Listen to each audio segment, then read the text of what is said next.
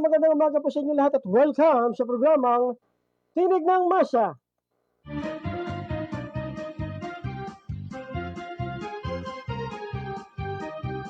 Ngayon po ay atres na ng Disyembre, araw ng Miyerkules sa taong 2025. Magsama-sama po tayo sa kalahating oras sa programa sa 90.3 Magic FM Katambay nyo. At ang inyong mga kasama, Rogelio Tonton Chavez is the best. Panalo tayo dito. Region 4A, Region 4B, buong bansang Pilipinas, lalawigan ng Quezon, lungsod ng Lucena, Barangay Babang Dupay, lahat kayo ay binabati ni Congressman David J.J. Suarez. Good morning muna kay Congresswoman Ana Villarasa Suarez ng Alona Party List at din kay Congresswoman Tina Talavera. Yes, Marvin Pasahul, good morning. At Miss Babylin Portimal na maagap gumising. Love you, good morning. And tulog pa si Win Rogelin Porti Chavez, ang aking Unica Iha. At sa mga early viewer natin, Yurina Pridi Monsanto, good morning. Good morning all mga Dupayin. Shout out dyan sa mga tita ko sa Ribana at Del Mundo, Glendo family, love you all, thank you po. At syempre kay Edgardo Ira Enriquez, alak pa suabe. Good morning din. Kay Eddie Stoke nga pala ha. Edgardo Ira Enriquez, kailan tayo magtatagayan? Parang namimiss ko na magtagayan tayo dyan sa inyong tahanan. Sa ating mga taga-transport group ha, medyo maginhawa din naman yung 3 pisong rollback. At kay Pangulong Freddy Bravo, good morning. Ang aking kaibigan ha, aking boss, kay Elmer Arganyo ha, good morning ha. Napasilip ka ngayon sa Facebook. Sa mga kaibigan natin sa Purok Riverside, kay Ana Rose, good morning ha. At syempre sa Purok Bagong Pag-asa, yung ating inaanak dyan, si Jerry Boy Dizon, good morning. Lagi din nakatutok sa atin dyan ha. At saka nakatutok sa atin sa Tarlac ha, sa online, itong si Lodi Rico Puno. At sa Cavite din yung mga nakatutok sa online ha, good morning. Marami tayong tagapakinig sa radyo eh. Nga pala, yung mga habol pang bumibili ng parol ha. Ang ganda ng parol dyan, sa bahagi ng Barangay Babang Dupay kay Kuya Dante.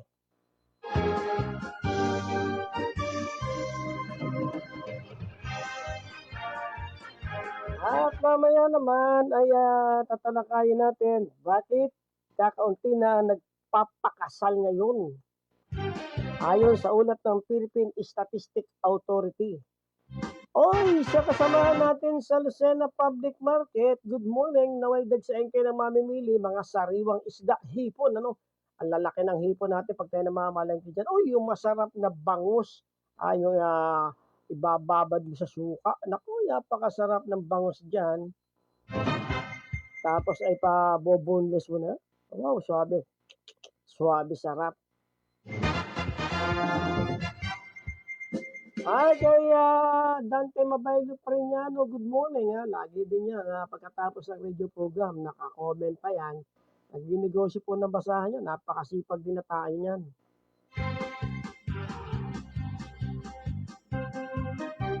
Sa mga nagtitinda ng pandesal birthday, cheese, good morning. Uy, mga kasamahan nating padyak dyan sa Dalahican na yung mga nakikinig sa atin. Uy, mga taga-Orbampur. Marami na tayong nakakakwentuhan ha. Ang dami natin nakakakwentuhan na mga taga-Orbampur na nakasubaybay sa atin. Bigla na lang tayo nagugulat eh. Oy, nanonood ako sa iyo. Oy, nakikinig ako sa iyo. Napaka nakataba naman po ng puso. At sa message natin kagabi, ito kagabi pa ito, bakit mga dahilan, bakit minamahal si Congressman David J.J. Suarez ng Segunda Distrito ng Quezon, ito'y sabi sa akin na kagawad, pasuyo naman po, hindi lang iisang tao yung nagchat sa atin ito, kundi siguro ito yung mga diehard supporters at saka yung isa hindi ko naman masyadong kilala mga nagchat-chat sa atin. Nakita nga natin ito dun sa ating mga hide pa, naka-hide pa. Saan dito malapit sa tao at madaling lapitan si Congressman David J.J. Suarez. Marami residente nagsasabing ramdam nila ang accessible at estilo na serbisyo. Madaling magtanong, magpa-assistant o magpadulog ng hinaing. Tama nga naman na pagka ikaw ay napakahusay na congressman at ang iyong mga ginagawa ay nararamdaman ng taong bayan. Ito yung makikita mo sa mga message, sa mga istasyon ng radyo, sa mga online, proyektong pangkabuhayan, pang-edukasyon.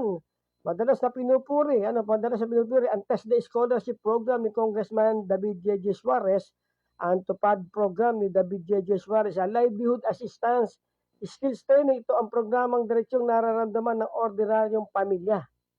Pagpapaunlad ng infrastruktura. Sa feedback ng mga tao, madalas nilang banggitin ang farm to market roads. Naku, kaya naman. Sabi ito yung mga kinalap ng mga tao na nag-chat sa atin. Mga kalsadang magdudugtong sa baryo at sentro. Flood control at drainage project. Oy, kita mo naman, gumagana dito ang mga flood control. Community facilities, multipurpose hall, waiting shade, health centers at iba pa. At sabi dito ay itong mga tulong, medical at social assistance. Totoo na naman talaga napapasayro natin sa jeep, itong mga ito, At itong guarantee letters, nako, sa dami ko na napasahero sa araw-araw na mga nakakuha ng guarantee letters diyan sa bahagi ng Halina Hotel at doon mababa, medical and burial assistance, hospital referrals, talaga naman, at consistent na presensya sa distrito. Para maalala ko sa isang post niya na tinignan, ay kitang-kita natin ang mga paglilibot ni Congressman David J.J. Suarez dito sa kanyang distrito matapos ang kanyang break time sa Senado. Sabi ito, pabati naman ng birthday sa akin na, ay, happy birthday, sis! Dapat ito, pag birthday, bang makakain dyan sa inyo at masugod naman pala yan, Ang aking pong sis sa Tau Gamma Pi Sigma, na ito ay, kung di nagkakamali, paki-chat mo yung bahay mo, at sasabihin ko dito ngayon, ikaw ay nag-iimbita. Nag-iimbita po ito sa ating mga brad and sis, si Rakusa. Birthday niya ngayon. Birthday niya ngayon, at happy birthday. Tama na sa inyo ang aking request, Mga 5,000 taong kang mabuhay, okay na sa akin yon. Napalakpakan ka pa, sis, talaga naman, Suporta sa farmers group, agri-input seedling, machinery, pagpatayo ng farm structure. Malagay ito sa malalaking agricultural areas at Chaong, San Antonio, Dolores, Candelaria. At youth sports program. Ito maganda rin kay Congressman, itong mga youth sports program, At itong educational support, nako, ang dami ko nabalitaan na mga educational support, ito ni Congressman David J.J. Suarez, doon sa ating mga mag-aaral, At nung nakaraan nga, ako nakalapit dyan ng tulong, yung may sinamahan po ako. Nakita ko po yung mga nag-a-apply ng mga estudyante, nako, parang siguro mga 6 na buwan na nakalipas pagkakadami. At kay Jeff Yanil Eclarin, ay taga Riverside to. Sabi niya, good morning, Tol. Good morning, Brad. Brad, birthday ngayon ni Rakusa, nag-iimbita, At nakikita lang programang ramdam, hindi lang pangako. Itong mahalaga kay Congressman David J.J. Suarez, At yung mga programa ba na nakikita mo, ito nga sa Barangay Ibabang Dupay, yung Barangay Hall, talagang may pondo na. May konkretong infrastruktura, may turong medikal at social services, mga presensya sa barangay at consistent na suporta sa kabuhayan, edukasyon at agrikultura. Tamo, napakadami, no? Napakadami talaga nitong programa ni Congressman David J.J. Suarez.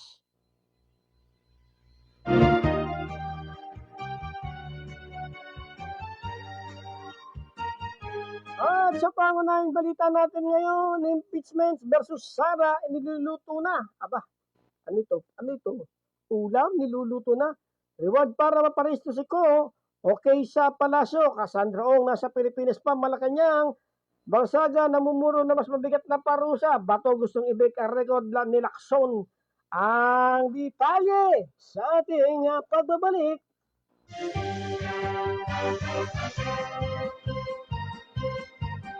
Sobra Jeff Danilo Eclarin, pakinggan mo, Manila, Philippines. Pinaghahandaan na ng mga militanteng grupong Bagong Alyansa Makabayan, Bayan at Civil Society Group ang mga paghain ng Kamara sa panibagong impeachment complaint laban kay Vice President Sara Duterte. Ayon kay Bayan Chairperson Teddy Casino, plano nilang ihain ito pagkatapos ng 1-year ban. Matatandaan, binilitad ng Korte Suprema ang desisyon ng papawalang bisa sa article of impeachment na nauna na pinagtibay sa Kamara at hinampas sa Senado noong Pebrero 5, 2025. Isang pinaghahandaan yung pagtatapos ng 1-year ban sa February. Most like, magpapile po tayo ng impeachment ulit. Kasi bitin yung nangyari, hindi natuloy sa trial. Sabi ni Casino, na hindi nalaman nila ang pag-expire ng 1-year ban laban dito. Isa sa magiging punto sa ground sa panibagong impeachment complaint laban kay BP Sara, betrayal of public trust at may hindi wastong paggasta ng confidential funds sa pwedeng pang madagdagan. Noong nakalipas sa taon, ay narap si BP Sara sa 4 na impeachment complaint sa Kamara. Ang reklamo ay mula sa civil society groups, ng mga kabataan, guro, government employees, health workers, multisectoral groups, mga kongresista at iba pa. Naisulong ang impeachment sa Kamara matapos na naging investigasyon ng House Committee on Good Governance and Public Accountability na di umano hindi wastong paggamit ng confidential fund ni BP Sara na tinutukoy sa plenaryo noong Pebrero 2025. May 200 kongresista na bumoto na sa impeach na lower chamber vice presidente pero bigo itong ulumusan sa Senado matapos umunong harangin ni dating Senate President Chis Escudero. Magutang hindi pinabura ng Korte Suprema ang naunang proseso ng mga impeachment laban kay BP Sara dahil sa unconstitutional ito at naglatag pa ng karagdagang kondisyon sa paghain ng impeachment sa hinaharap.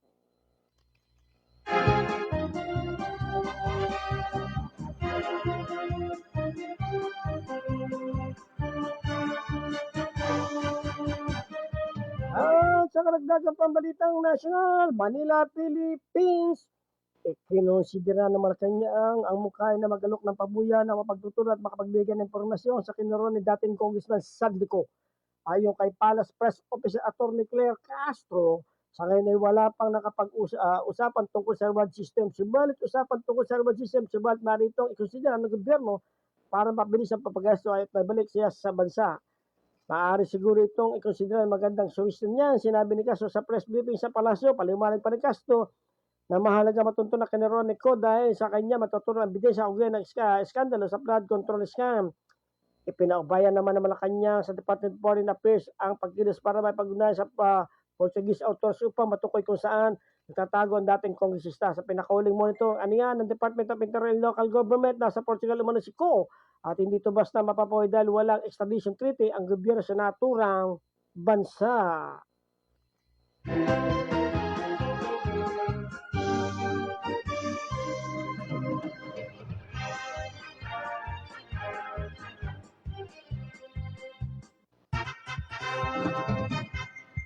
Ang oras, alas 6:15 na. Oy, wag pa kuya ang paa.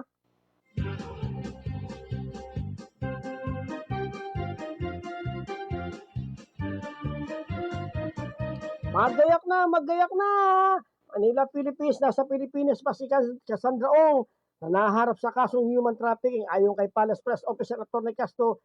Ito ay base sa impormasyon mula sa Department of Interior and Local Government, DILG. Sa kabila nito, patuloy ang operasyon ng mga otoridad para matunton ang kinaroon ni Ong. Sa kasunkoy na sa Philippines pa po si Miss Cassandra Ong, patuloy pa rin ang paghahanap sa kanya sa Adni Castro. Nauna nang nag-alok ng Department of Justice DOJ ng 1,000,000.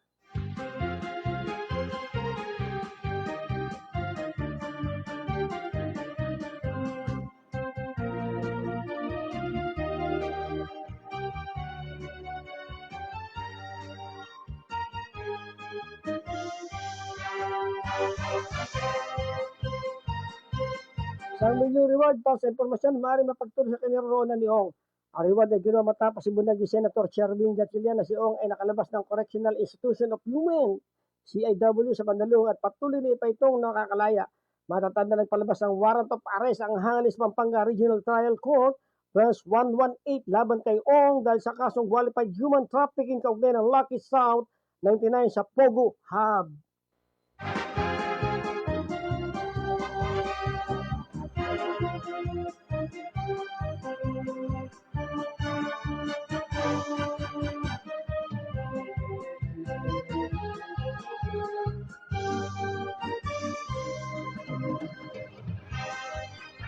Tapos si De Leon Branch sa Tao Gawati, nag-iimbita si Rakusa sa kanyang birthday. Birthday niya ngayon. Pag di naalis, malisyosong bastos na pos. Manila pinipinis, binalaan ng Kamara si Cavite Representative Kiko Barsaga na mahanap sa mas mabigat na kaparusahan kapag hindi tinanggal ang malisyosong pag-atake.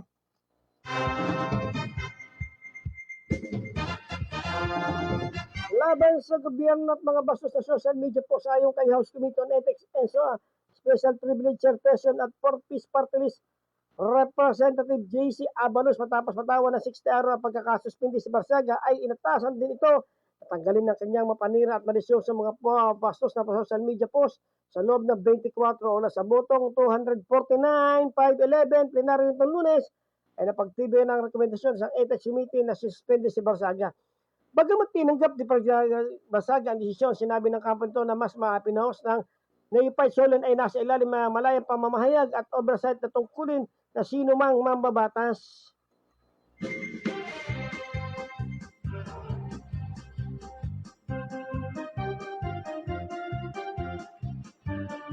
Kinatuwiran ni Barsaga na dapat aniya managot si Pangulong Ferdinand Marcos Jr. sa taong bayan na malawakang korupsyon sa flood control projects kung saan ito mano ang promotor nasa 24 social media posts ang pinatatanggal ni Bakay Barsaga. Gayunman, hindi tinukoy ni Abalos kung anong mabigat na paros sa maaaring harapin ni Barsaga.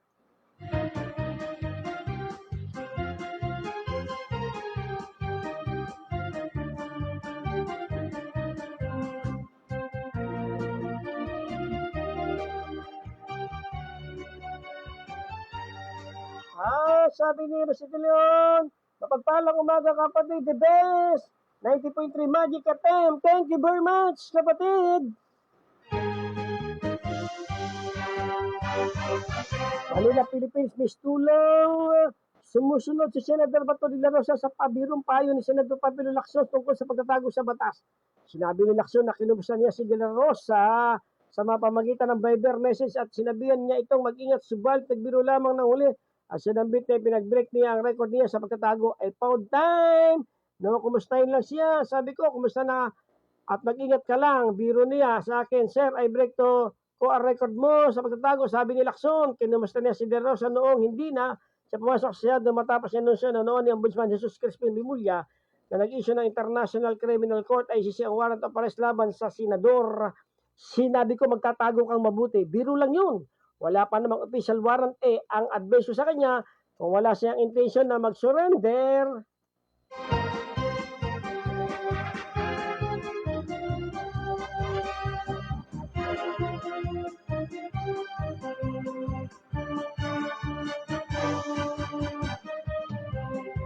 Magtago siya na mabuti ang advice ko sa kanya sa law enforcement. Hanapin niyo siya mabuti. Trabaho nila yon. Maghanap ayon kay Lacson. Gayon pa man, sinabi ni Lacson ang desisyon naman ni De La Rosa kung ayaw niyang i-present na kanyang sarili sa ICC. That his decision kung ayaw niyang mag-present na sarili niya, leave it him. I cannot advise him because I was been there done. That's saad pa ni Lacson.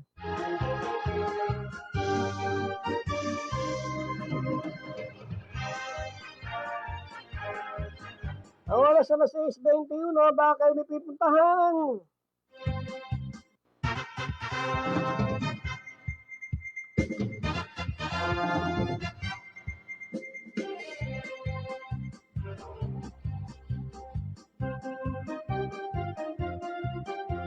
At sa balitang probinsya naman natin,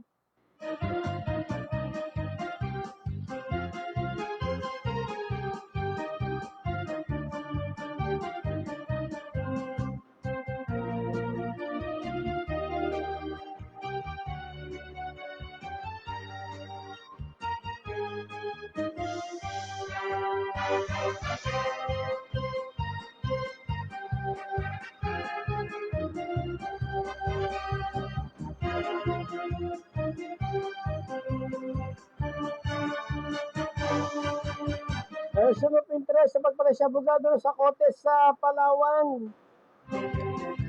Vicente Lim, Laguna, Philippines, isang malaking tinuturing na person of interest sa pagpatay kay dating Attorney Joshua Abrina ang naresto dahil sa illegal possession of firearm na Norte Princesa City, Palawan itong Lunes na madaling araw. Si Alan Paglia Tukay, 40 Olio alias Tukay at DepEd in Department of Education, driver ay sa Korte de Base sa ilabas ng search warrant ng Korte dahil sa pag-ingat umano ng baril na hindi nesesyato sa kanyang tirahan sa Purok Silangan 1 sa Barangay Tagburos, Dakong alas 3:30 na madaling araw. Ayon kay Brigadier General Jorbencio Badua Jr., Mimaropa Regional Director, nasamsam mula sa kanya pag-ari ng caliber 45 pistol na kargado ng 6 na live na bala sa 6 na live ammunition ng caliber 45 at ibang uri ng mga bala. Agad sumailalim sa inquest proceeding si Tukay at sinampahan siya ng kasong illegal possession of firearms sa City Prosecutor Office.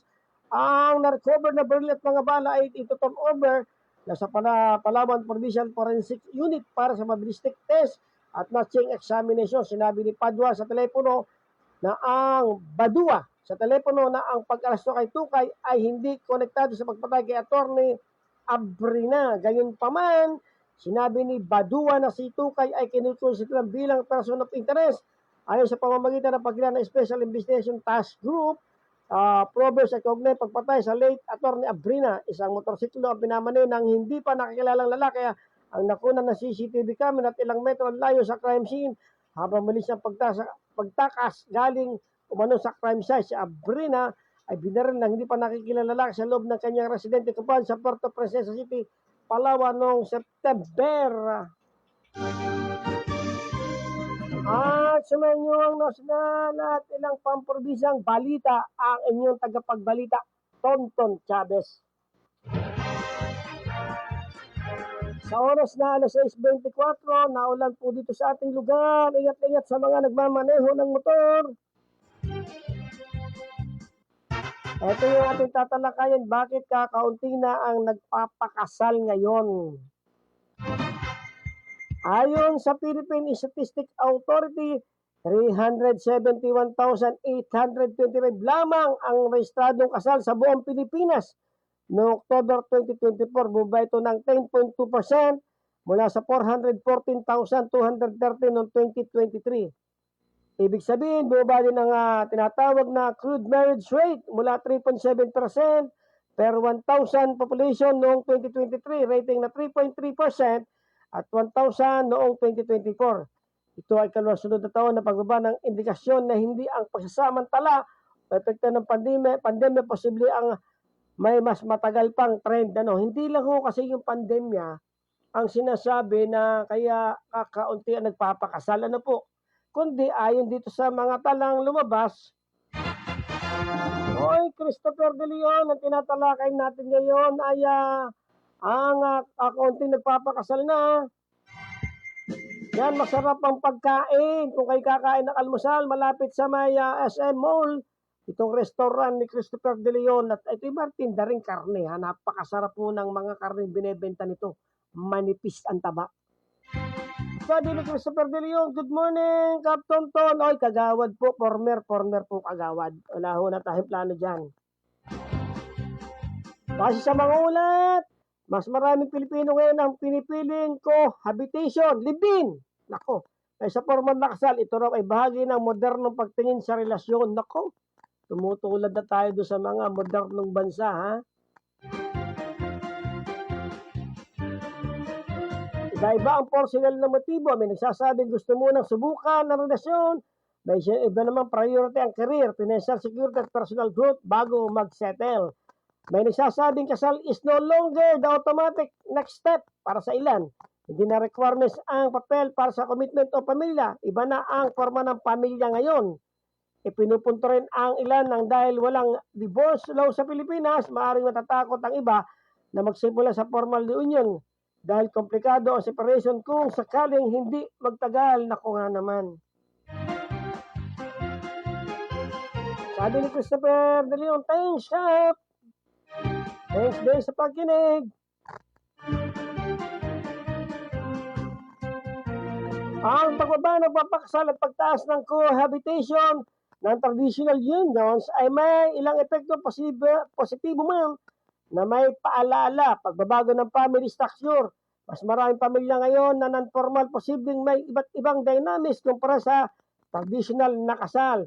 Mas maraming na panganib sa social and legal safeguard. Ito na nga, ang formal na kasal ay may legal na social structure, inheritance, parental legitimacy, benefits, proteksyon sa asawa, anak. Kung maraming pumipili at hindi kasal, maaaring may mga komplikasyon sa ganitong aspeto.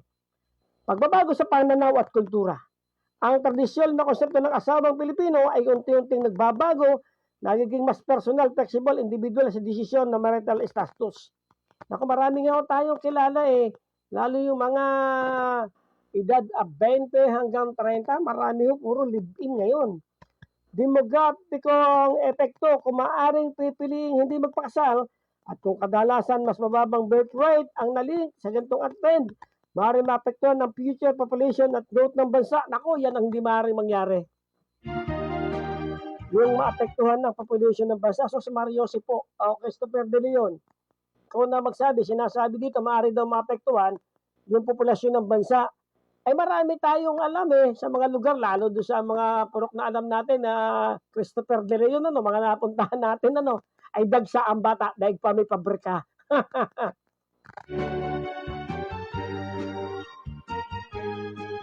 Ito naman yung sinasabi, kasal bilang institusyon. Hindi na automatic basta may love at respeto, okay na kahit hindi kasal. Ito yung mga binabanggit, mas gusto ko munang ma-secure yung trabaho, buhay bago mag-settle. Hindi pa ako ready ngayon. Ito yung maririnig natin, live-in muna para makita kung bagay talaga bago formalin. Sa iba naman, mahalaga rin ang papel ng kasal para sa seguridad, respeto, kinabukasan, lalo na sa mga anak. At bakit mahalaga pa rin ang mga kasal? Diba? Mahalaga pa rin, ha? Legal at social security. Sa formal na kasal, may karapatan ang asawa at anak na sama na support at benefits na mas malinaw na proteksyon. Commitment to stability para sa maraming tao. Ang kasal ay simbolo ng pangmatagalang commitment at pundasyon ng pamilya. At ito yung cultural religious value, sa oras na alas 6:29, sa tradisyon paniniwala, ang ilan sa mga kasal ay sigurado may spiritual, formalidad at respeto sa pamilya, society. Pinakita ng kasal ay respeto sa pamilya, komunidad at kultura. Kung maayos ang pagplano ng pamilya kapag may kasal, mas madalas ang pag-iisipan ang kinabukasan ng anak, pamilya at responsibilidad. Ubos na po ang oras na nakalaan sa atin. Marami pong salamat sa inyong panonood sa Facebook Live. At marami din po salamat sa pakikinig sa 90.3 Magic FM, katambay nyo. At magandang umaga muna kay Vice Governor Ted Alcala, PB Jerry Marsigan, at itong sa ating si Engineer Danny Noblesa. Good morning. Ito po ang kabuuan ng programang Tinig ng Masa, ang inakasama sa Facebook Live at sa iyong papawid. Lagi nagpapaalala na bantayan po natin ang pondo ng bayan upang serbisyong maayos at tayong magamtan. Roelio Tonton Chavez is the best. Panalo tayo dito at sa bahaging teknikal ang ating nakasama, DJ Breaks. Bye-bye, bye-bye, bye-bye! Ingat po tayo.